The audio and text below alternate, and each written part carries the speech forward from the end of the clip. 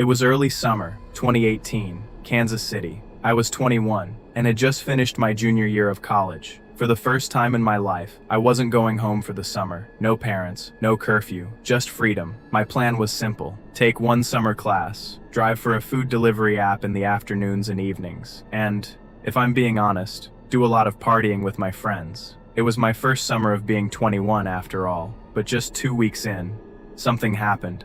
Something that still makes my skin crawl every time I think about it. It was a Tuesday night, around 9 p.m., right when dusk was fading into darkness. Tuesdays were usually slow. Most nights I'd quit early and meet my friends at a local dive bar for $2 beer night. But before logging off, I wanted to squeeze in one more delivery, maybe make enough for my tab. Just as I was about to end my shift, a notification popped up. One pizza. The address was farther out than usual, but the tip looked solid. The strange thing was, there wasn't actually an address, just a dropped pin, and the pin was sitting in the middle of a wooded area near the Kansas City Zoo. Weird, but I knew the area. There are a couple golf courses out there I'd played before, and the pin was only a few miles east of where my friends were waiting. Perfect, I thought, so I accepted the order. I picked up the pizza and headed toward the drop-off. That part of the city is strange. It's right in the middle of a metro area with more than 2 million people, but it feels completely isolated. There are 3 golf courses, the zoo, a fishing pond, picnic tables, barbecue pits, and tucked into the southwest corner, a few miles of hiking and mountain biking trails. Once you get back there, it feels like the country. There's only one road in and out, a twisting road covered by trees. The branches overlap above it, forming a tunnel of leaves and shadow. Most people don't even know it exists. The dropped pin was near the fishing pond. I knew the spot. I figured I'd be in and out in a minute. But when I pulled up, no one was there, except 2 older men packing fishing poles into a truck. And once they drove off, the place was completely empty. I texted the customer to say I'd arrived. He replied almost immediately, "Sorry, my friend and I decided to go for a night hike on the mountain bike trails. Can you just drop the pizza on the hood of my car? It's parked on the right side of the road as you head west. Black Chevy Impala. I'll double the tip for the trouble." It was a little weird, definitely against company policy, but I was already close to done for the night, and the directions would take me toward the bar anyway, so I said sure. I turned onto the narrow road. It was dark, the kind of darkness where even your high beams barely touch the edges of the pavement. Just yellow lane lines ahead of you, and a wall of forest on both sides. The deeper I drove, the more isolated it felt. And even though I'm not someone who scares easily, something about that road made me uneasy. I knew homeless people camped in those woods. I'd seen it before while searching for lost golf balls off the fairway. I tried to force myself not to wonder who might be out in the darkness watching my car drive by. After a few minutes, I spotted the car, Black Impala, parked just off the road. No lights. If my headlights hadn't caught the windows at the right angle, I might have driven right past it. But as I got closer, something about the car stopped me cold. Arkansas plates, and a University of Arkansas bumper sticker. I had seen that car before. The night before, I delivered to a 4-plex apartment building, and that exact car was parked right in front. I remember because when I walked up to the porch, a guy was watching me through the window. And not just watching, studying me. His eyes followed me the entire time. In the moment, I assumed he was annoyed about the wait. But now it felt like something else. I sat in my car for a few seconds, my hand resting on the door handle, my heart beating just a little faster than normal. Then my phone buzzed again. Another message from the customer. "Hey, I can see your headlights. We're almost back to the road. Just wait up a second and I'll tip you in cash." That was it. My gut flipped. Up to that point, it had just been strange. Now it felt dangerous. They could see me, from the woods, but I couldn't see them. Every instinct I had said the same thing. Get out, now.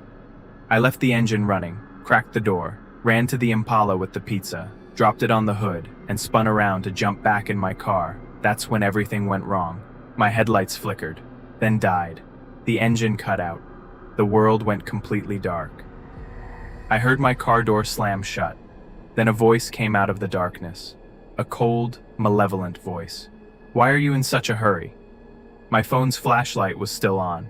I lifted it slowly, my hands shaking. The beam landed on a hooded figure standing beside my car. It was him. The guy from the apartment window, and he wasn't alone. Behind me, I heard footsteps. Fast. Closing in. The friend. I ran. While I was sprinting down the road, the guy from the night before got into my car. He drove it off the road and parked it behind their Impala. The headlights swept across the trees before everything went dark again. Panic hit me hard. I wasn't fast enough to outrun the friend. He was gaining. Then I saw it. A fallen branch. Thick, almost like a baseball bat. I veered off the road, grabbed it, and swung wildly. I missed, but it made him jump back. We stood there, 6 feet apart. The branch in my hands was the only thing between us. My phone had fallen when I dove for the branch, but the flashlight still glowed faintly on the ground. Just enough light to see his figure. Tall, wiry, young. Then the first guy stepped out of the darkness, walking slowly, calmly, like he already knew how this ended. I said the only thing I could think of. "Take the car, take my wallet, just let me go." But they didn't seem to care about my car or my money. He asked, "Does your wallet have your driver's license? Any other IDs?" Something in his voice had changed, like he was on the verge of getting exactly what he wanted. "Yes," I said. "My school ID too." I tossed the wallet toward him. Then he asked one more question. "What's your social security number?" And that's when it hit me. They didn't want to rob me. They wanted to steal my identity. The delivery the night before, that was reconnaissance. The guy watched me to see if we were the same height, the same build. If I was someone he could become, and if that was their plan, they couldn't let me live to ruin it. As he bent down to pick up my wallet, I swung the branch, hard. It cracked across his skull. He dropped. But the friend lunged at me. We hit the ground together. I fought, kicked, scratched, tried to reach his eyes, but he was stronger than he looked. He pinned me, his knee pressing into my chest, his face completely blank. No anger, no rage, just cold calculation. The first guy managed to stand back up. He looked through my wallet. "It's all here," he said. Then he looked at me. "Start walking down the trail." My blood turned to ice. They had my ID, my keys. There was nothing left to take. If they were taking me into the woods, I wasn't coming back out. Then we heard it, a sound, sharp, whistling through the air. Headlights appeared down the road, getting closer, fast, a truck. In a panic, they grabbed me, trying to drag me into the trees. I stomped on the friend's foot, hard, his grip loosened, and I ran, not away, but toward the road, toward the light. I made it to the center of the pavement just as the friend tackled me again. We slammed into the asphalt, but it worked. The truck screeched to a stop. Country music blasted from the open windows, a lifted diesel. The driver leaned out. "What the hell's going on?" he yelled. I screamed. "These guys are trying to kill me."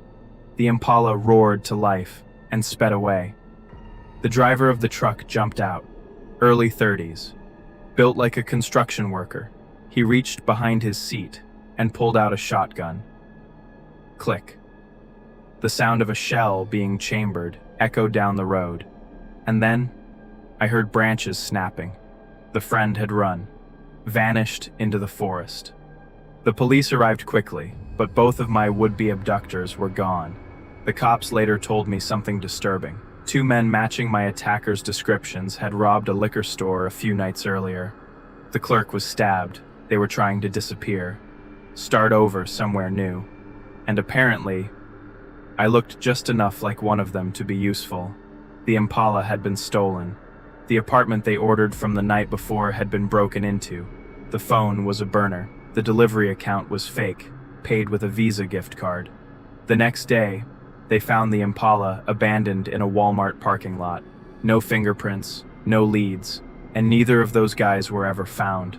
I never delivered food again after that night, and I never drive down that forest road anymore, because I learned something out there. Even in the middle of a city, even on an ordinary Tuesday night, Some predators don't wait in the shadows. Sometimes they order delivery.